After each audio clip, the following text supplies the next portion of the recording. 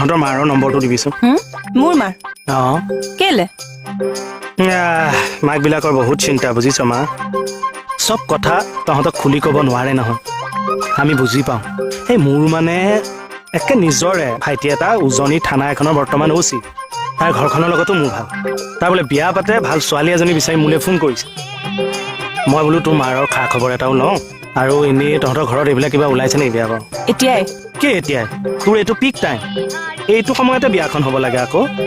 আৰু তহঁতে এতিয়া পৃথিৱীখনহে দেখি আছ বিয়াখন হৈ লচোন তাৰপিছত গোটেই সৌৰ জগতখন দেখিবি কাষতে শহুৰ শাহুৰ ননদ দেওৰ গোটেই গ্ৰহ উপগ্ৰহবিলাক কাষতে ঘূৰি ফুৰিছে চাবিচোন তাতে নক্ষত্ৰ এভাগ আহক